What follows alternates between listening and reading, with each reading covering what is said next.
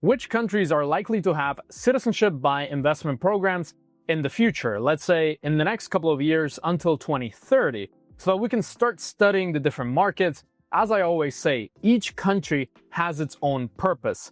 I have 4 passports and I've helped a lot of our multimillionaire clients obtain second citizenship, specifically by investment, by merit, by donation, because they specifically want that citizenship, whether it's to travel better, to make investments as a perfect plan B, to open bank accounts, to avoid regulations legally.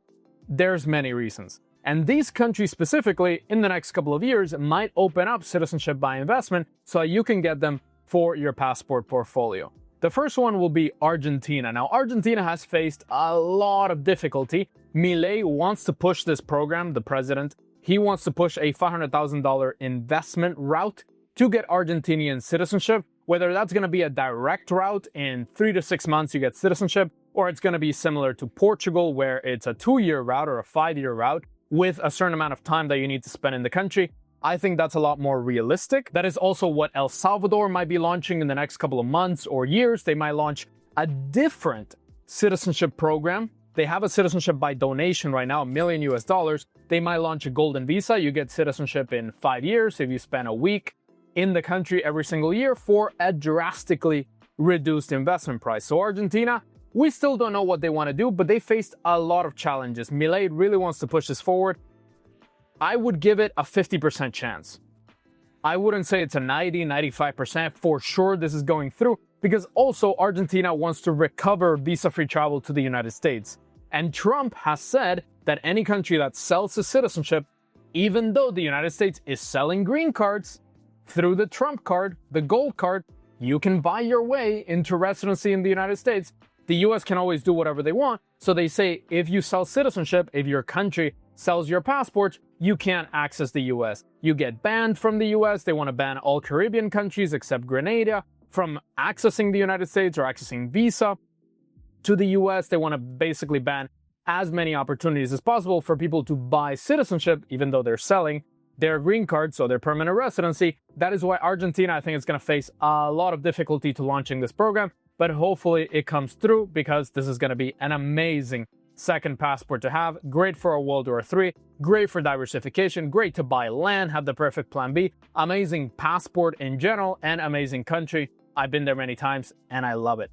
The next one, they do have a citizenship by merit program that is Cape Verde. Cape Verde is a beautiful country off the coast of Africa. It has direct flights to pretty much everywhere in Europe. It is a very popular place for Europeans to go on vacation, specifically in winter. And they currently have a citizenship by exception, citizenship by merit program.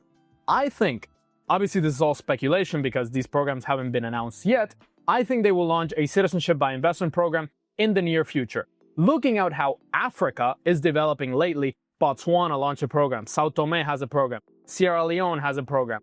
African countries want to attract investors, want to attract multimillionaires, want to attract people that watch these kind of channels that want to have a passport portfolio. I think the next one is Cape Verde. They're going to launch something, 250,000, 150,000 donation, maybe an investment, 300,000 euros into real estate gets you Cape Verde citizenship. It's not that solid of a passport, but again, it's very strategic. It's a good plan B. It's good regional access. It could work well for people that want to access the Portuguese-speaking countries. So overall, it works for those sort of people. The next one also in Africa, I think Ghana will launch some sort of program. They have hinted at launching a full-on CBI program for 50,000, 75,000. I do think Ghana and to a certain extent Kenya maybe might launch something like Botswana. Botswana is a democratic country. It's a pretty stable country in Africa. Not one of the best passports in the world, but great for regional diversification. Great as a perfect plan B. Pretty stable, non-corrupt. Ghana and Kenya could follow suit and say, oh, Botswana is selling its citizenship for anything between 75,000 and 120,000. We're also going to sell our citizenship for 100,000. And this is really my dream. I see a world where 50, 100 countries sell their citizenship and we can pick from all the different countries that we have available. So as I said, the next one is El Salvador. Maybe they expand into a golden visa program for people that don't want to donate $1 million, because even if you're a multimillionaire, maybe you think that $1 million in donation, giving it away is too much. Maybe they say, look, invest 300,000 and you get it in a couple of years. The next one I think is Uzbekistan. Now, Uzbekistan is a country that is getting a lot of foreign investment. They do have a golden visa program where if you donate money to the government, you get residency, which isn't really attractive for most people. Most people are not going to donate a few $100,000 for residency in Uzbekistan. It's also not that solid of a passport for the West, but for the East, if you want to access, for example, the ex-Soviet countries, you want to access Russia, you want to access China, you want to access very regional, you want to have that regional access, strategic access, maybe to invest, maybe to hire people, maybe you like Uzbekistan, it's one of the countries that I want to visit very soon. They could launch something in the future. I see them preparing. They've already launched an investment program for residency. I think the next logical step is to launch an investment program for citizenship, since it's not that amazing of a passport. And they don't really rely on the EU, for example, to have access to Schengen. They don't rely on the United States, although they might be in the US travel ban, but that's not that likely. So they have that opportunity of launching the citizenship, the same thing with Cape Verde, the same thing with all these other countries. They don't have to rely on access to Schengen or losing that access, therefore they can just launch their program. The next one in the Caribbean, they do have access to Schengen and they're a solid passport, is St. Vincent and Grenadines. Now, St. Vincent and Grenadines have said that they will never launch a CBI program because they don't want to happen what the other islands have been going through with maybe losing access, like Dominica lost access to the UK, the reputational damage, the overall corruption sometimes in the CBI program. St. Vincent government has said that we don't want any of those problems. But what I see is these governments get jealous of each other. These countries get jealous of the growth that other countries have experienced because of these citizenship programs. Antigua, St. Kitts, Grenada, Dominica, St. Lucia, they've received hundreds of millions of dollars, even billions or billions of dollars in investments, in donations from foreigner millionaires that come to the country, and some of them actually go and buy property. Some of them actually spend money in the country. That is why I think that if you attract a bunch of millionaires with a golden visa, with citizenship by merit, for example, Serbia has citizenship by merit, and those people that obtain citizenship buy real estate, start a business, hire people, spend money in the country, they pay ridiculous amounts of money for things like cars in the country, they help increase the economy. They help develop the country. They develop the infrastructure. They contribute to the economy in general.